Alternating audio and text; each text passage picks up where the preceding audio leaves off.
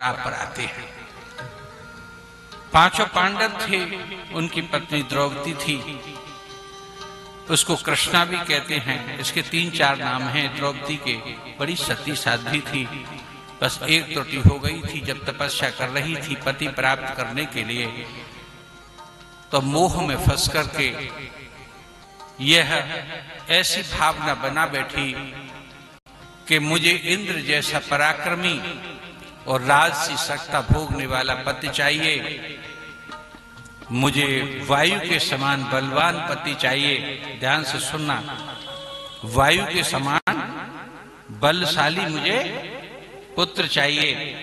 अश्विनी के कुमारों के समान, जो सूर्यदेव के 2 पुत्र हैं अश्विनी कुमार, परम सुंदर हैं, उनके समान सुंदर मुझे पति चाहिए। इंद्र के समान बलवान पराक्रमी राजसी सत्ता भोगने वाला पति चाहिए। इस तरह से इसने कामनाएं की।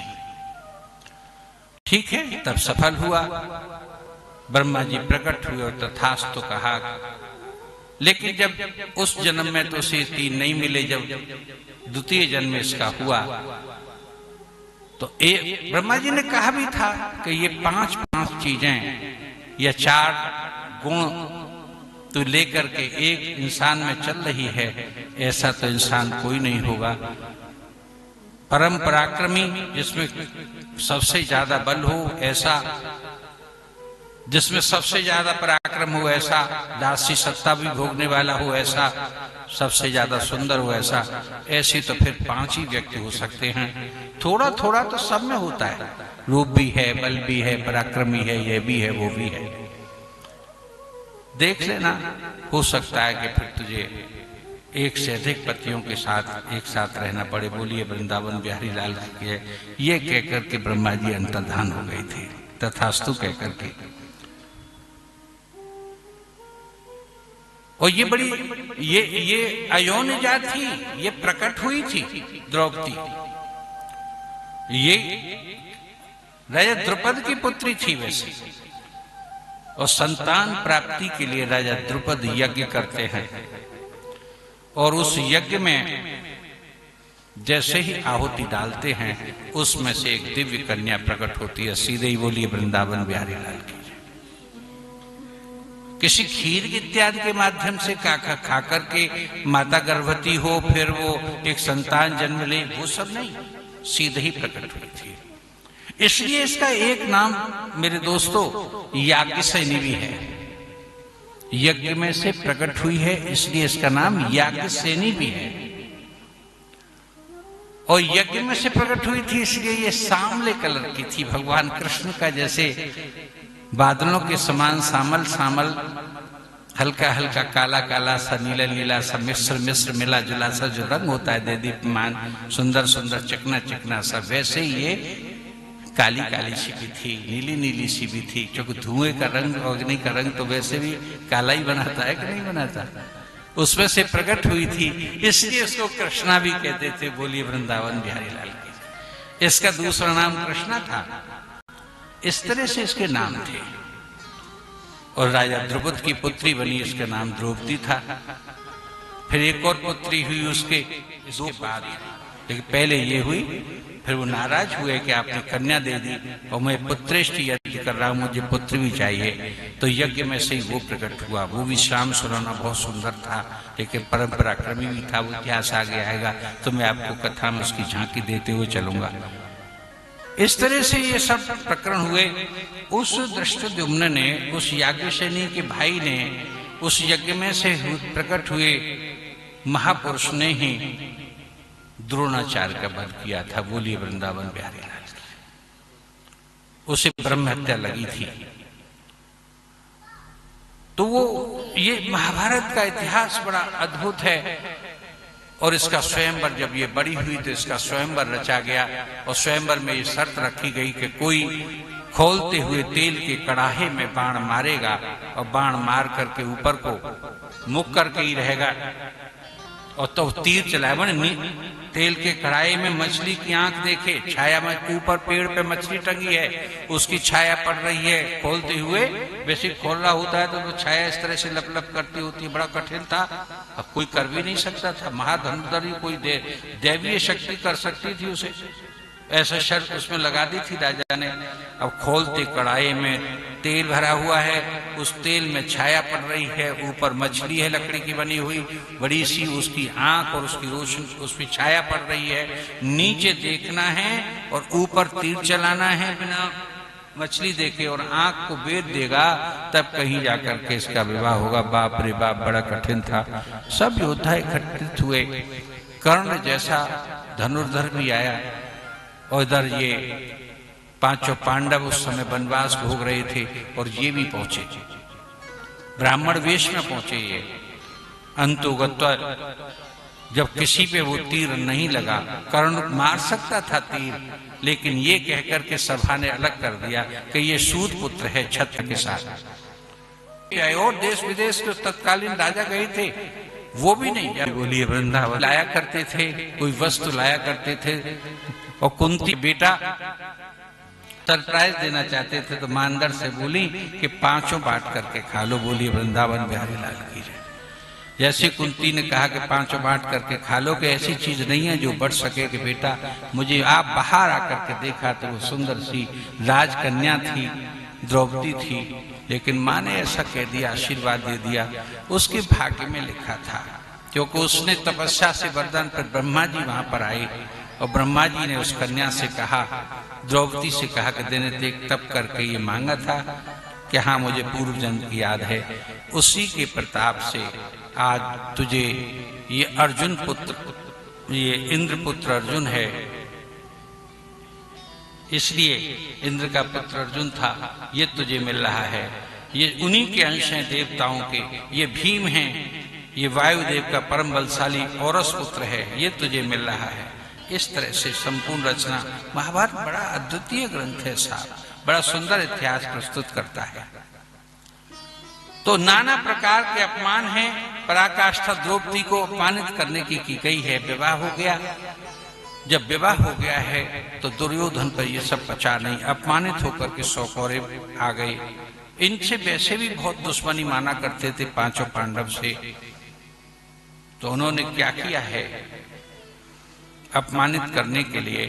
हालांकि इन्होंने इंद्रप्रस्थ में अपना किला बना लिया था, 5 गांव दे दिए गए थे धृतराष्ट्र के द्वारा, और गांव क्या दे दिए गए थे, बंजर टूटी फूटी भूमि दे दी गई थी।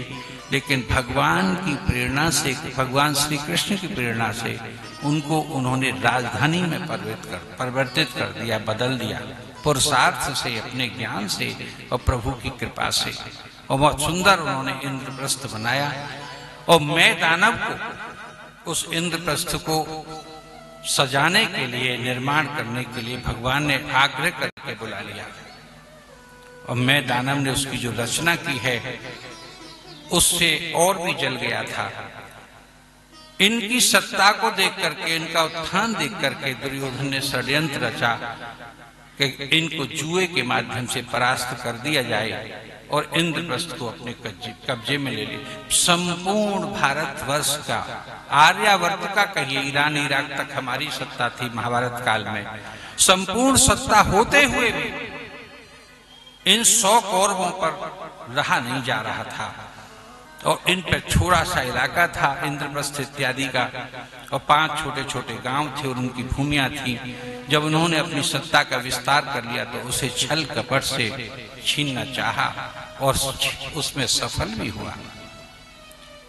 जूत कीड़ा का जुए के माध्यम से उसका आयोजन किया गया, और जब जुआ खेला जा रहा था आदरणीय भक्तों, उस समय पांचों पांडव, उस समय की एक बड़ी विकट समस्या थी।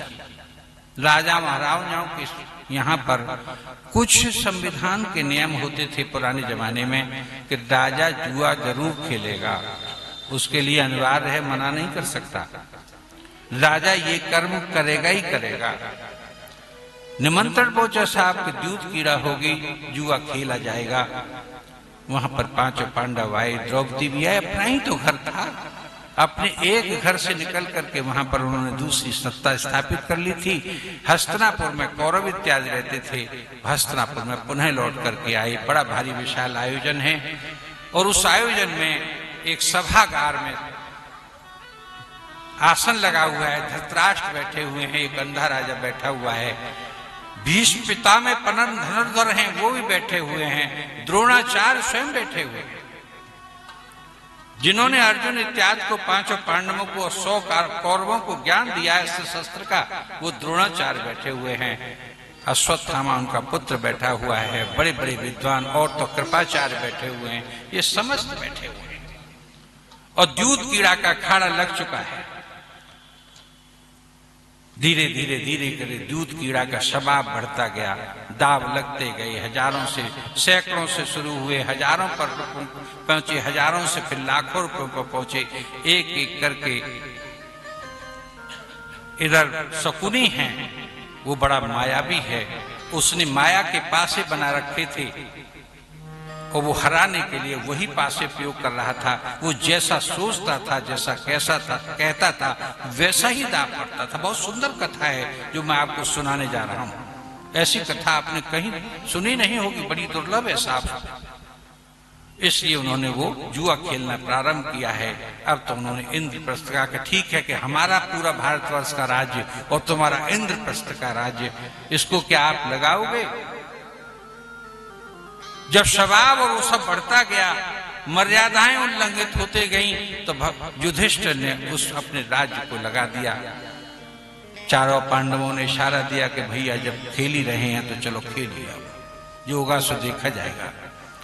अंत में ऐसे पासे पड़े कि उनकी पौवारह हुई, उनकी पौ आ गई और पौवारह होते ही आदरणीय भक्त वो राज सत्ता हार गई। राज सत्ता हारते हारते दुर्योधन और कर्ण ने आंखों ही आंखों में इशारा किया कि अब ये राज सत्ता तो इनकी हम पर आ गई है, अब इन सबको चारों को उंगली करके इन चारों को जीत लिया जाए।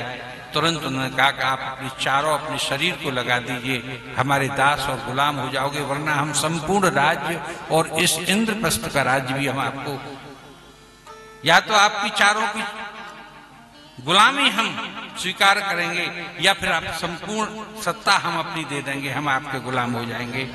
वह भी दाव लगा साहब, और जैसे वो दाव लगा तो शकुनी ने जो दाव चलाया है उसमें शकुनी के अनुसार ही दाव पड़ता है और फिर वो आदरणीय भक्त ये पांडव अपने चारों अस्तित्व को हार जाते हैं।